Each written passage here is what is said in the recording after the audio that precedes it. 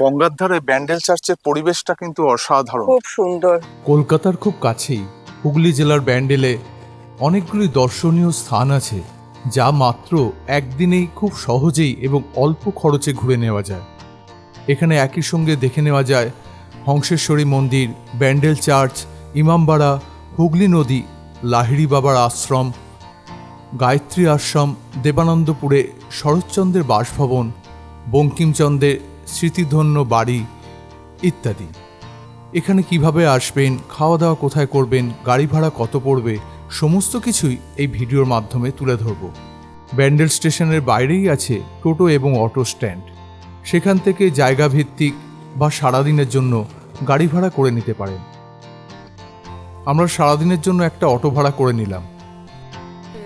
প্রথমে আমরা এলাম অপরূপ হুগলি ইমামবাড়া দেখতে।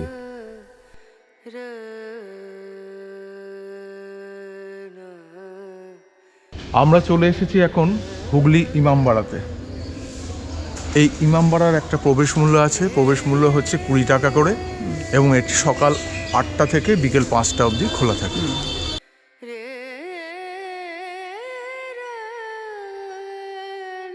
ইমামবাড়াতে যে মিনারটা আছে সেটা হচ্ছে 150 ফুট উঁচু, হ্যাঁ।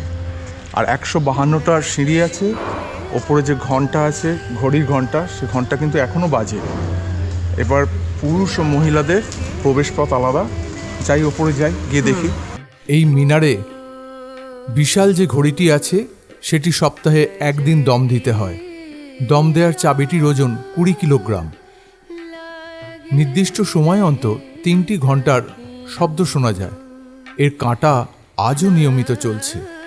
খুব সম্ভবত ভারতবর্ষের অন্য কোথাও এরকম সুবিশাল ঘড়ি নেই। মিনার থেকে হুগলি নদীর দৃশ্য। 1841 থেকে 1861 খ্রিস্টাব্দের মধ্যে এই অপূর্ব ইমামবাড়াটি তৈরি হয়। হাজি মহসিনে রেখে যাওয়া অর্থ থেকে যে একটা ট্রাস্টি হয়, সেই ট্রাস্টি, সেই অর্থ থেকেই এই ইমামবাড়া তৈরি হয়। ইমামবাড়ার পেছন দিকে আছে ইতিহাস বিখ্যাত সূর্য ঘড়ি। ইমামবাড়ার পেছনে যেখানে সূর্য ঘড়ি আছে, ঠিক সেই জায়গাতে গঙ্গা বয়ে গেছে। অপরূপ সুন্দর এখানকার দৃশ্যটা। আমার পেছনে যে জায়গাটা দেখছেন, এটা হচ্ছে উপাসনা গৃহ। ইমামবাড়া মানেই উপাসনা গৃহ। এখানে শিয়া ধর্মাবলম্বী যে মানুষজন আছেন, এনারা এখানে উপাসনা করেন। ভেতরে ভিডিওগ্রাফি মানা আছে, কিন্তু ভেতরটা খুব সুন্দর। ইমামবাড়াকে ভারত সরকার হেরিটেজ হিসাবে ঘোষণা করেছে। এখানেই আছে বিখ্যাত হাম্মাম বা স্নানঘর, সেটি দেখতে ভুলবেন না। ইমামবাড়া থেকে উত্তর দিকের রাস্তা ধরে সামান্য এগোলে পড়বে ব্যান্ডেল চার্চ। এই চার্চটির নাম ব্যাসিলিকা অব দ্য হোলি রোজারি বা সাধারণের ব্যান্ডেল চার্চ। এই চার্চটি সকাল 8টা থেকে বিকেল 4:50 অবধি খোলা থাকে। আমরা এখন চলে এসেছি ব্যান্ডেল চার্চে। 1599 খ্রিস্টাব্দে এই চার্চটি প্রতিষ্ঠিত হয়। পর্তুগিজরা এটা প্রতিষ্ঠা করে। আর 1632 খ্রিস্টাব্দে এই চার্চটি পুড়িয়ে দেওয়া হয়। আবার রেনোভেট করা হয় 1660 খ্রিস্টাব্দে।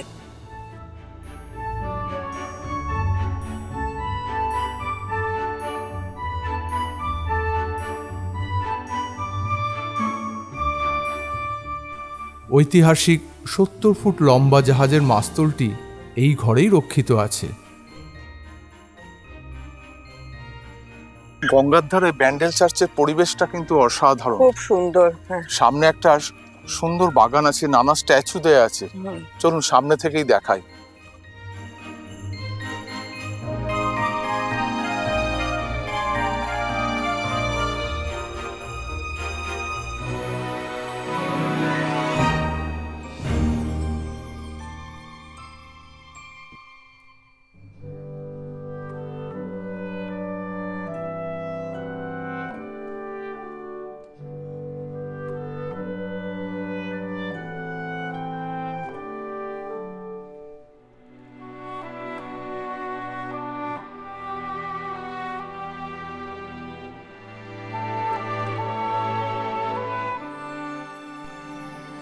চার্চের মধ্যে আছে নানা উপদেশমূলক ছবি ও উক্তি।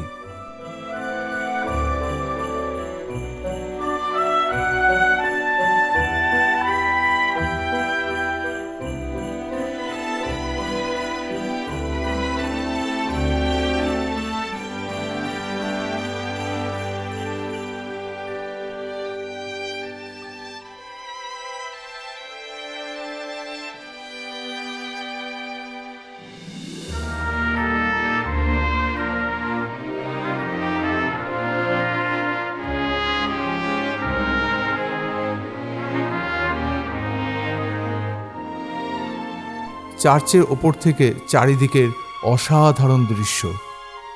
চার্চে এলে অবশ্যই গঙ্গার ধারটা ঘুরে দেখবেন। 25শে ডিসেম্বর এই চার্চ বন্ধ থাকে।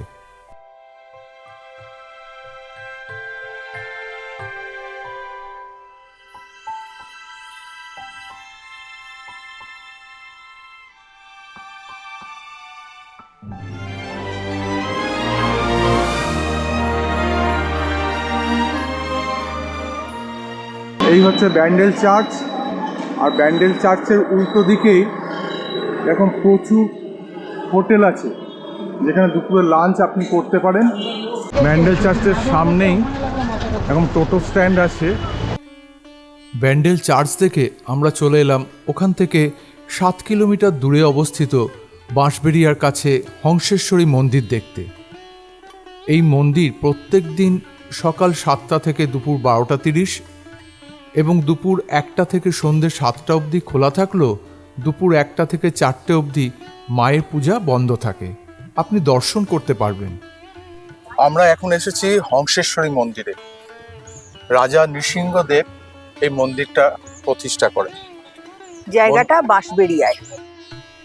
13 রত্ন বিশিষ্ট এই 5তলা মন্দিরটি নির্মাণ শুরু করেন রাজা নৃসিংহদেব 1799 খ্রিস্টাব্দে।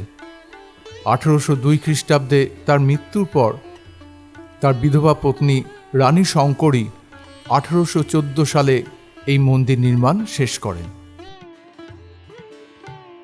পদ্মের ওপর আসীন শ্যামাঙ্গিনী কালীমূর্তি এখানে মা হংসেশ্বরী রূপে পূজিত হন।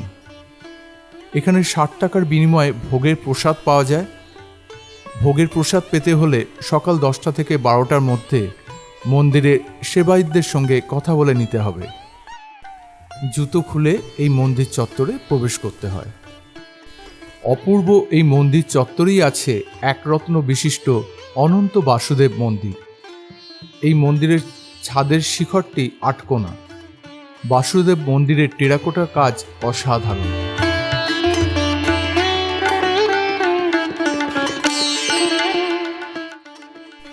এখানে ক্ষয়িষ্ণু রাজবাড়ি ধ্বংসাবশেষ আছে। এটি হচ্ছে পুরনো রাজবাড়ি নহবতখানা। এই হচ্ছে হংসেশ্বরী মন্দির, আর এই হচ্ছে নতুন রাজবাড়ি।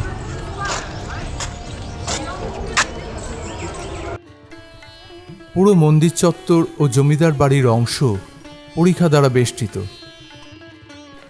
এখান থেকে আমরা রওনা দিলাম রাজহাটের গায়ত্রী আশ্রম ও লাহিড়ী বাবার আশ্রম দর্শনের উদ্দেশ্যে। চলে এলাম গায়ত্রী আশ্রমে।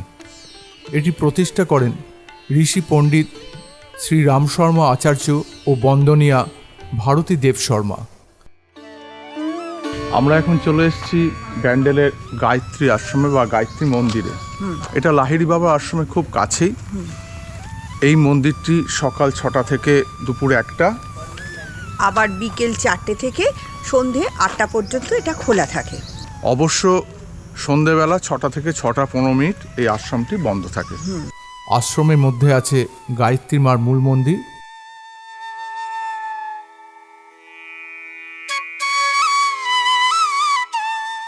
এছাড়া আছে সপ্তঋষির মন্দির, মহাকাল দ্বাদশ জ্যোতির্লিঙ্গ, গোশালা, দুর্গা মন্দির, কালী মন্দির ইত্যাদি। মন্দিরের মধ্যে চাষবাস হয়, ফুল গাছ আছে, আছে একটি মনোরম শান্তির পরিবেশ।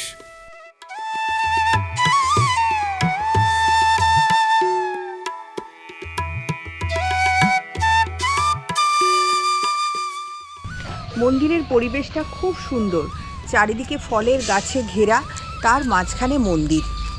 অনেকগুলো মন্দির আছে, মানে এসে বেশ ভালো লাগবে, বেশ শান্ত স্নিগ্ধ একটা পরিবেশ। একদম।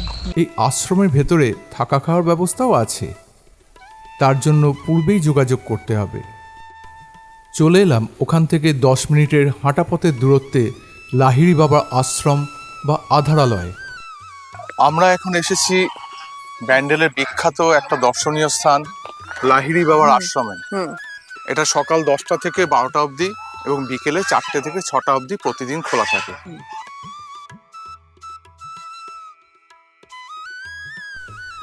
আশ্রমের ভেতরে বাঁদিকে ঢুকেই আছে শিব মন্দির,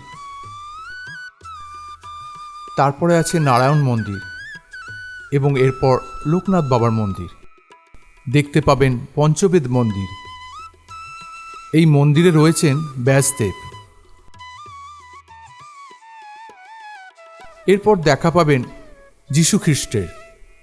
মক্কা মদিনা সর্বধর্ম সমন্বয়ের বাণী পাবেন এখানে।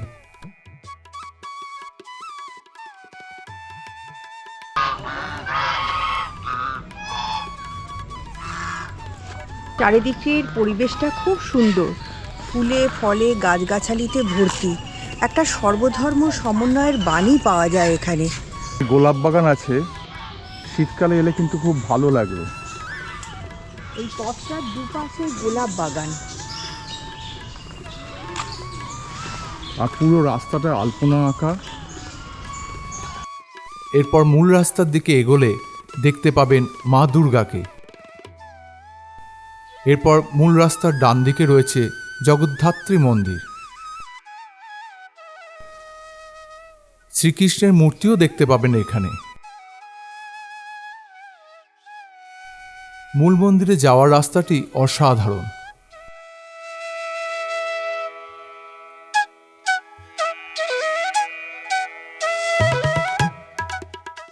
মূল মন্দিরে যাওয়ার পথেই দেখতে পাবেন মহাভারতের অর্জুনের রথের রেপ্লিকা।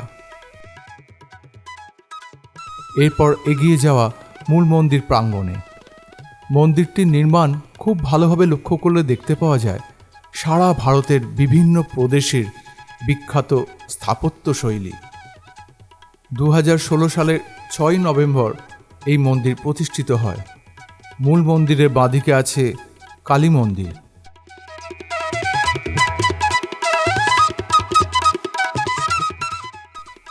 ডান দিকে আছে রামসীতা মন্দির।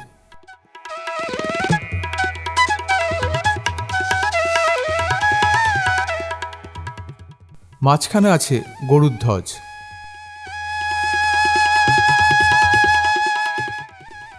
মূল মন্দিরে ঢোকার জন্য রয়েছে পুকুরের ওপর দিয়ে দৃষ্টিনন্দন সেতুপথ। জলাধারে পা ধুয়ে সেতুপথ দিয়ে মন্দিরে প্রবেশ করতে হবে। মহিলাদের মাথার ঘোমটা জাতীয় কিছু ঢাকা দিয়ে মন্দিরে প্রবেশ করতে হবে। মূল মন্দিরের ভেতরে ফটো তোলা নিষেধ, তাই মন্দিরের ভেতরের দৃশ্য দেখানো সম্ভব হলো না। এই মন্দিরে প্রত্যেক রবিবার সন্ধ্যারতি হয়, সেই দৃশ্য অসাধারণ। এই মন্দিরে থাকার ব্যবস্থাও আছে। এখানে 2জন পূর্ণবয়স্ক মানুষ এবং 1জন বাচ্চার থাকা খাওয়া নিয়ে খরচ পড়ে 1200 টাকা। এখানে কুপন কেটে খাওয়ার ব্যবস্থাও আছে। এখানে 80 টাকার বিনিময়ে প্রত্যেক দিন নিরামিষ ভোগ খাওয়ার ব্যবস্থা আছে। ঘুরে গেলাম লাহিড়ী বাবার আশ্রম। মন্দিরের ভেতরটা কীরকম? খুব সুন্দর। মন্দিরে অনেক দেবদেবীর মূর্তি আছে। মন্দিরের ভেতরটা কিন্তু খুব সুন্দর এবং মন্দিরের গর্ভগৃহে আছে শ্যামাচরণ লাহিড়ী মহাশয়ের একটা সুন্দর শ্বেতপাথরের মূর্তি।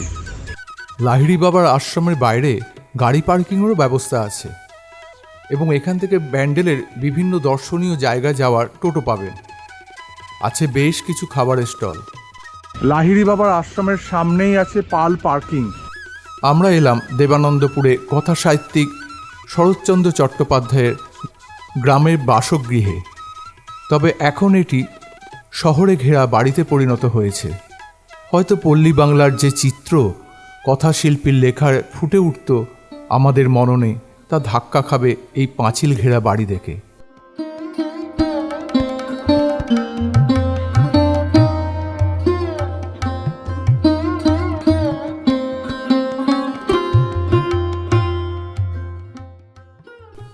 পাশেই আছে অসাধারণ শরৎ সংগ্রহশালা ও লাইব্রেরি।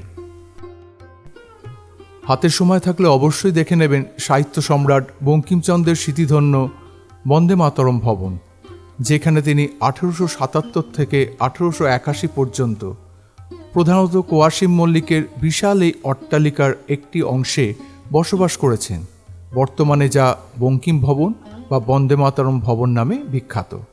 কথিত আছে হুগলি নদীর তীরে এই বাড়িতে তিনি বন্দে মাতরম ভারতের জাতীয় সঙ্গীতটি রচনা করেন।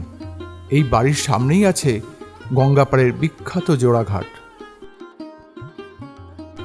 এবার বলি এখানে কিভাবে আসবেন।